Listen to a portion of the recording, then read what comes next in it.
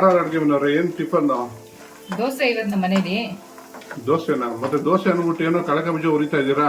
ದೋಸೆ ಒಂದು side dish ಬೇಕಲ್ಲ, ಅದಕ್ಕೆ ಕಳಕ ಬೀಜ ಹುರ್ಕೊಂತಾ ಇದೀನಿ. ಏನೋ ಡಿಫ್ರೆಂಟ್ ಆಗಿ ಮಾಡಂಗಿದ್ದೀರಾ ಆರಾರು ಅಡುಗೆ ಮನೆಯವ್ರು ಇವತ್ತು, ಕಪ್ಪು ತಿನ್ಬಿಡಲ್ಲ ಹಾಕೊಂಡು. ತುಂಬಾ ಡಿಫ್ರೆಂಟ್ ಆಗಿರುತ್ತೆ ನೋಡಿ, ವಿಡಿಯೋನ ಸ್ಕಿಪ್ ಮಾಡ್ದಿರನೆ. ಒಂದು ಪ್ಯಾನ್ ತಗೊಂಡು ಇದಕ್ಕೆ 2-3 ಟೇಬಲ್ ಸ್ಪೂನ್ ಎಣ್ಣೆ ಹಾಕೊಂತಾ ಇದೀನಿ. ಇವಾಗ ಎಣ್ಣೆ ಬಿಸಿ ಆಗ್ತಾ ಇದ್ದಂಗೆ ಒಂದು 30 ಗ್ರಾಮ್ ಅಷ್ಟು ಕಳಕ ಬೀಜ ಹಾಕೊಂತಾ ಇದೀನಿ. ಇದನ್ನ ಸ್ವಲ್ಪ ಎಣ್ಣೆಲೆ ಫ್ರೈ ಮಾಡ್ಕೋಬೇಕು.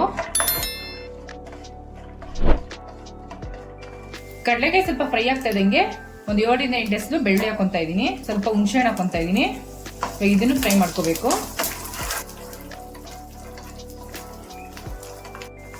ನೋಡಿ ಇವಾಗೆಲ್ಲ ಚೆನ್ನಾಗಿ ಫ್ರೈ ಆಗಿದೆ. ಇವಾಗ ಸ್ಟವ್ ಆಫ್ ಮಾಡ್ಕೊಂತಾ ಇದೀನಿ.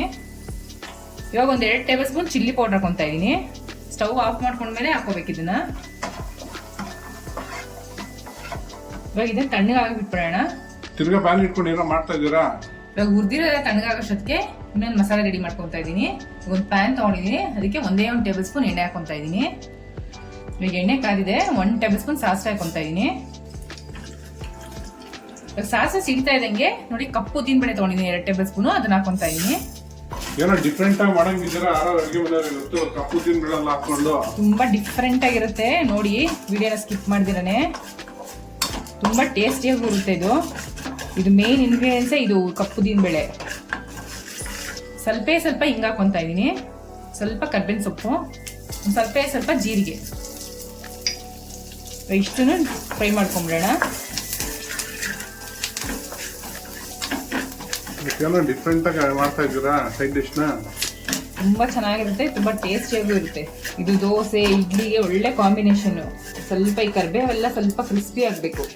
ಉದ್ದಿನಬೇಳೆನ ಬೆಳ್ದಾಗ ನೋಡಿದ್ದೀರಾ ಹೆಂಗಿರುತ್ತೆ ಅಂತ? ಹಿಂಗೆ ಇರೋದು. ಹೌದೌದು, ಬ್ಲಾಕ್ ಕಲರ್ ಆಮೇಲೆ ಪಾಲಿಶ್ ಮಾಡಿ ಅದನ್ನ ವೈಟ್ ಆಗೋದು.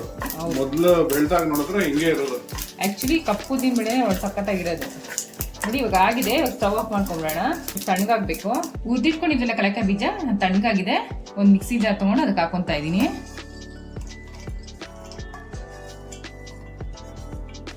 ಇದಕ್ಕೆ ಸ್ವಲ್ಪ ನೀರು ಹಾಕೊಂಡು ರುಬ್ಕೊಂಡ್ ಬಂದ್ಬಿಡೋಣ. ನೋಡಿ ಈ ತರ ನೈಸ್ ಆಗಿ ರುಬ್ಕೊಂಡಿದೀನಿ. ಉದ್ದಿನಕಾಳು ಉದ್ದಿಟ್ಕೊಂಡಿದ್ದಲ್ಲ ತಣ್ಣಗಾಗಿದೆ. ಇವಾಗ ಇದನ್ನ ಹೆಂಗ್ ರುಬ್ಕೊಳ್ಳೋದು ಅಂತ ತೋರಿಸ್ತೀನಿ. ನೋಡಿ ಇದಕ್ಕೆ ನೀರ್ ಹಾಕೋಬಾರ್ದು, ಇದೇ ತರ ಪೌಡರ್ ಮಾಡ್ಕೋಬೇಕು. ನೆಕ್ಸ್ಟ್ ಏನ್ ಮಾಡ್ಬೇಕು? ನೆಕ್ಸ್ಟ್ ಹೇಳ್ತೀನಿ, ವಿಡಿಯೋನ ಸ್ಕಿಪ್ ಮಾಡಿದ್ರೆ ನೋಡ್ತಾ ಇರಿ. ಚಟ್ನಿನ ಸರ್ವಿಂಗ್ ಬೌಲ್ ಶಿಫ್ಟ್ ಮಾಡ್ಕೊಂಡಿದೀನಿ. ಇವಾಗ ಜಾರ್ ತೊಳ್ಬಿಟ್ಟು ಒಂದ್ ಸ್ವಲ್ಪ ನೀರ್ ಸೇರ್ಸ್ಕೊಂತಾ ಇದೀನಿ. ಉಪ್ಪು ಹಾಕೊಂಡಿಲ್ವಲ್ರಿ ಆರಾರು ಅಡುಗೆ ಮನೆಯವ್ರೆ? ಇವಾಗ ಹಾಕೊಂತಾ ಇದೀನಿ. ರುಚಿಗೆ ತಕ್ಕಷ್ಟು ಉಪ್ಪು ಹಾಕೊಂತಾ ಇದೀನಿ. ಇದನ್ನ ಮಿಕ್ಸ್ ಮಾಡ್ಕೊಂಡ್ಬಿಡೋಣ. ಮತ್ತೆ ಅದು ಪೌಡರ್ ಮಾಡ್ಕೊಂಡಿದ್ರಲ್ಲ ಅದು ನೋಡಿ, ನೋಡ್ತಾ ಇರಿ. ನೋಡಿ ಮಿಕ್ಸ್ ಮಾಡ್ಕೊಂಡಾಗಿದೆ. ಇವಾಗ ಉದ್ದಿನಬೇಳೆ ಪೌಡರ್ ಮಾಡಿ ಇಟ್ಕೊಂಡಿದ್ದಲ್ಲ ಇದಕ್ಕೆ ಸೇರ್ಸ್ಕೊಂತಾ ಇದೀನಿ. ಎಷ್ಟು ಡಿಫ್ರೆಂಟ್ ಆಗಿದೆ ಅಂತ ಯೋಚನೆ ಮಾಡ್ತಾ ಇದೀರಲ್ವಾ? ಒಂದ್ಸರಿ ಟ್ರೈ ಮಾಡಿ, ತುಂಬಾ ಚೆನ್ನಾಗಿರುತ್ತೆ. ನೋಡಿ ಇವಾಗ ಮಿಕ್ಸ್ ಮಾಡ್ಕೊಂಡಾಗಿದೆ.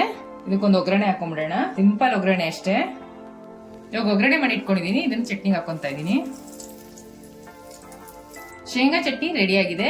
ನೋಡಿದ್ರಲ್ಲ, ಎಷ್ಟು ಕಾಯಿ ಇಲ್ದ್ರೇನೆ ಎಷ್ಟು ಈಸಿಯಾಗಿ ಚಟ್ನಿ ಮಾಡೋದನ್ನ. ಶೇಂಗಾ ಬೀಜ ಚಟ್ನಿ ರೆಡಿ ಆಗಿದೆ. ಟ್ರೈ ಮಾಡಿಬಿಟ್ಟು ಹೇಗಿತ್ತು ಅಂತ ಕಮೆಂಟ್ ಬಾಕ್ಸ್ ಅಲ್ಲಿ ತಿಳಿಸಿ.